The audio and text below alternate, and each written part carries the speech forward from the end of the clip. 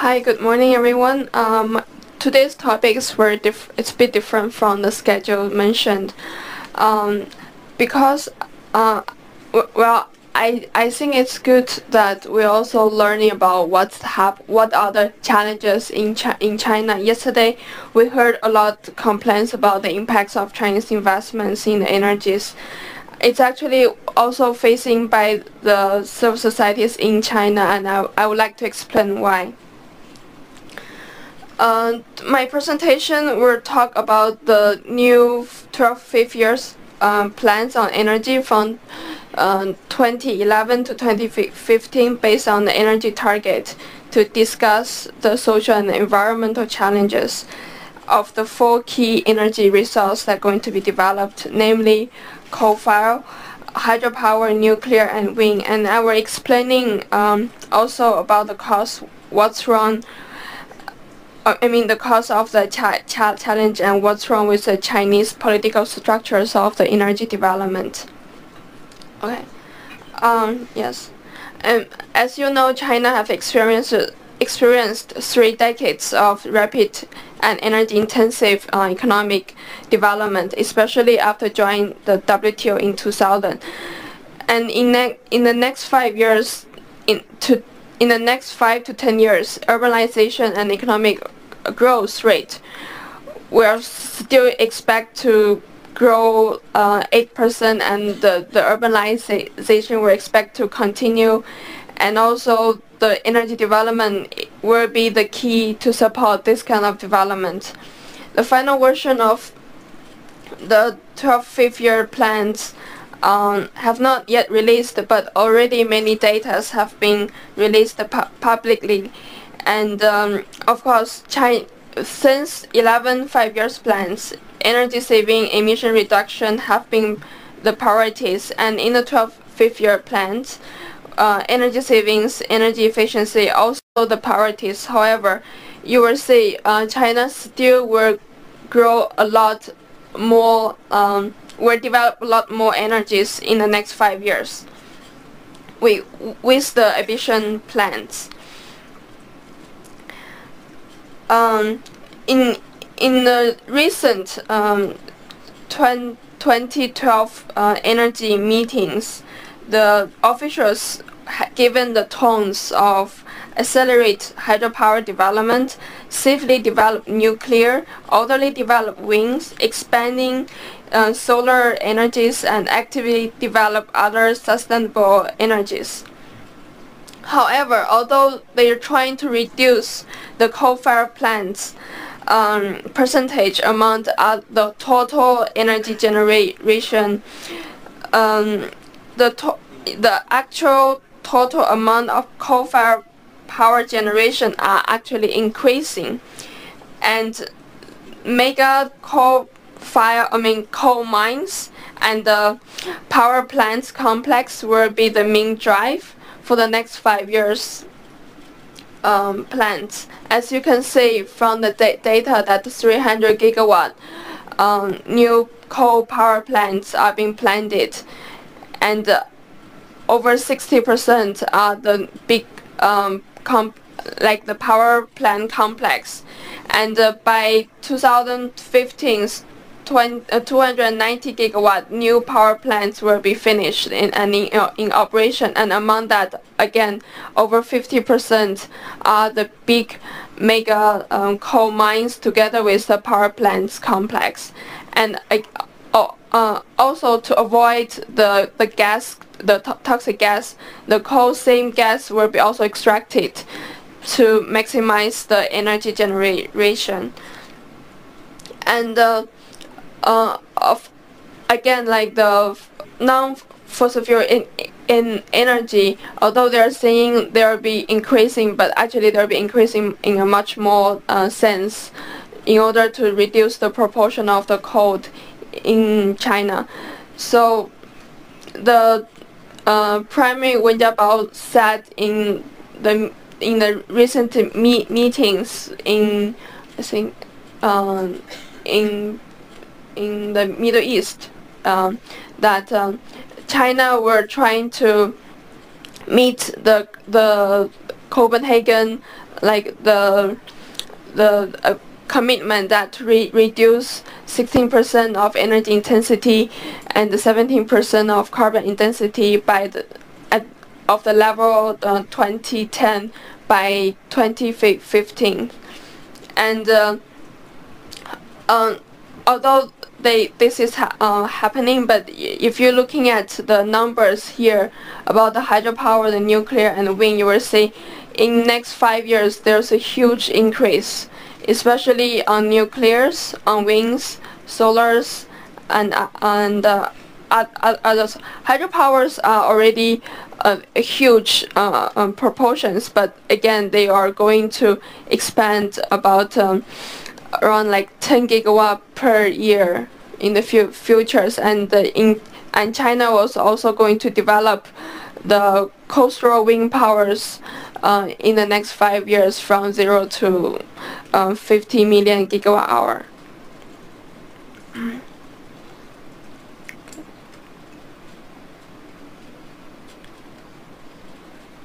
And underlying such ambitious energy development plans, there are a lot of social and environmental challenges there. Let me start with the coal. During the 11th fifth-year plans, government ordered to close 10,000 of small-scale of coal mines in order to reduce the energy saving and also the carbon emission. However, at the same time, they also constructed many mega-scale coal mines and the power complex. Although the cost of coal have increased almost 10 times compared to the fixed cost in 2001 at 120 yuan, equivalent to about $20 per ton, but now it's over like 1,000 yuan per ton some of the places. However, there are a lot of external costs that occurred by the coal, and one is a significant one. It's about accidents. I mean, China have almost the highest rate of coal mine accidents. The table showed about from 2000 to 2006, 2006, yeah, and that was most of the high accident and people's killed rate. In the latest numbers that I find, the coal mine accidents is about 1,201 and killed almost 2,000 miners. At the same time, because of such a mega coal mines going to be built, they will be including a lot more miners, and also the health issues of the dust lungs will be increasing in numbers.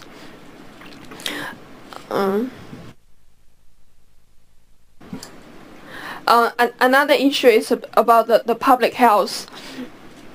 I mean, because of so much of the coal-fired plants have been built, the coal ash have become a very significant health issues in China, because the coal ash contains harmful heavy metals and reactive substance, and when it's burned, the coal ash contain actually the higher concentrations than the raw coal. The coal ash can travel with the wind to many places. The picture below it showed how the coal ash can have been traveled. And recently, the civil societies in the mega city have experienced a very bad air pollutions in the winter, and the civil societies have been had start anti-air pollution campaigns, asking government to disclose the information of PM 2.5. PM 2.5 is a particular matters in the atmospheres with diameters of less than 2.5 megagrams. This is a non-inhalable particulate matters, and that will have very bad impacts to the bodies and will develop chronic disease for the people. And in this 2.5 I mean, in this winter in Beijing, there are many days the concentration of 2.5 reached over 500, which is a very high numbers that become extremely harmful for people to go outdoor. And in the research, they find that 1/3 of the PM 2.5 substance are from the coal ash.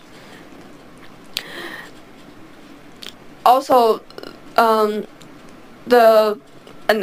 another issues also it's the carbon emissions. Although we say we're trying to reduce the carbon emission, but we're only talking about carbon emission intensity, not the actual number. So with increasing more this kind of big mega coal-fired plants, whether we can really actually reduce the actual number of carbon emission is very doubtful.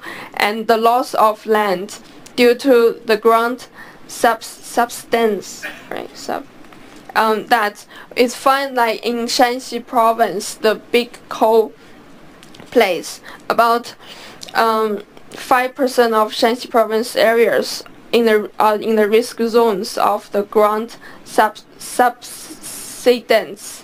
Yeah, they will be sink. The ground will be sink because on the ground the coal are gone, so the ground will be sink. Yeah, about the hydropower. In the 12 5-year plans, the hydropower will play a very key role as hydropower is a major important renewable energies, and in the plans it is estimated to build over 60 large-scale dams in the 6 big river systems, namely Jingsha rivers, Yalong rivers, Dadu River, Lantang River, and Nu River, Huanghe River, all the upstreams, and also Yaluzangpu rivers. And it will be estimated at least 1.5 million people were needed to be displaced in the next 5 years if these plans will be started. There will be a huge potential of increasing of social unrest due to the unsatisfactions with the compensation package, and also what will be future for those people's livelihood. And because these sites will be mostly located in the upstreams in the Tibet regions, and it will definitely it will intensify the climate change issues. It will also cause transboundary conflicts, such as dams that are going to be built on the Brahmaputra rivers. Oh, okay. This is a brief pictures about the nuclear development. The nuclear development, China started nuclear only in 1985. However, in this 20 years, the development is impressive.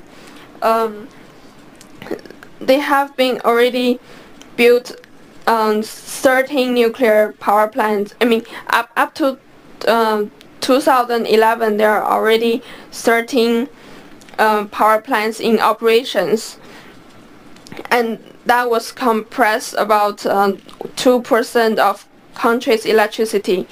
Government had a strong support on nuclear. About half of the nuclear energy development now are happening in China. For instance, in 2010, China completed 2 out of 5 power plants that were completed globally, and out of 14 under construction globally, 9 are in China. It was only until Fukushima nuclear accident in March alert the risk of nuclear development.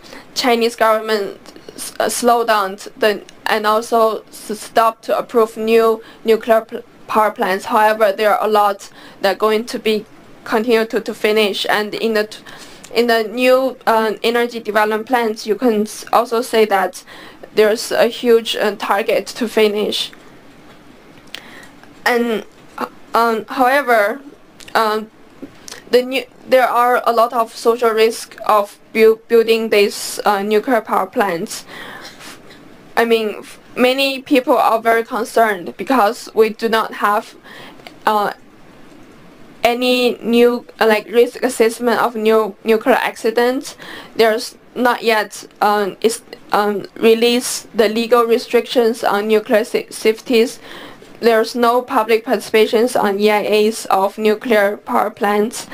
Also, there's a lack of neutral public educations on nuclear powers. That during the Fukushima, when some experts on the TV saying like the South can prevent radiation, the Chinese people nationwide, everyone go to buy the salt. So there was a huge salt panic for 2 days. That salt price increased from 2 yuan to 50 yuan per package. But it's become an international jokes that how Chinese do not have no knowledge about nuclear at all. And also there was a lack of information about transparency on the wastewater treatment for nuclear power generations, as we know that after the water being used, there are radiations inside the water, but what happened to those waters who will continue consume them, it's unknown to the general publics. About the wings in many countries are supposedly to be ecological and community friendly energies. However, in China, the wind energy development are become an oligopoly of state-owned enterprise, and they produce in large-scale renewable energies, such as one of the big plants that were going to happen is they're going to be built 10 gigawatt wind farms, and they were occupy 10,000 of hectares of lands for doing so. And such kind of development ignore the benefit of the communities who live on and nearby the wind farms. These were create potential land conflicts and appropriation of natural resources from the communities. And in next 5 years, due to the last 5 years, irregulated wind development caused 20% of total wind power generated not able to go on the grid, and it has been wasted annually. So these are the different challenges that we've been talking about for the general energy sources. Upon all this, I would like also to draw attention to the cause of these challenges, which is the political structures of Chinese energy sectors. Since 1990s, the structural reform has transformed many ministries related to energy development to the state-owned enterprise. And this means that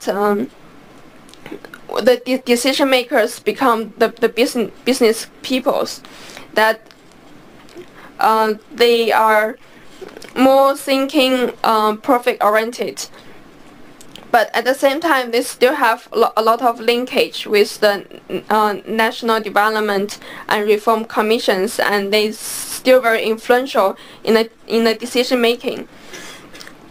For instance, in 2002, the Ministry of Energy was really shrinked under the National Development and Reform Commission expert.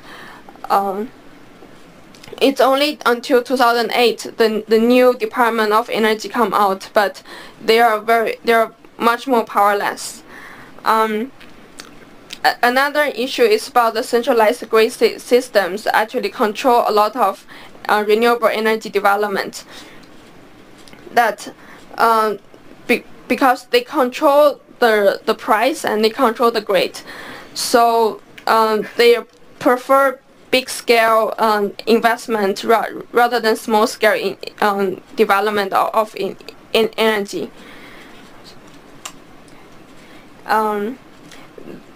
So the last slide is about the concern of the civil societies. We feel, China has been talked a lot about the choice of technology, which one is the best solution for sustainable energy development, but we think the technology is not the ultimate solutions, but the system, the structure, it is the one. The current in energy institutions, systems in China will lead all kind of energy development to increase the natural resource appropriations, that there will be increasing more social conflicts because of lack of free, prior informed concerns by the local communities. They're not participate. They have no ideas what happens, but often their lands are being grabbed, and also lack of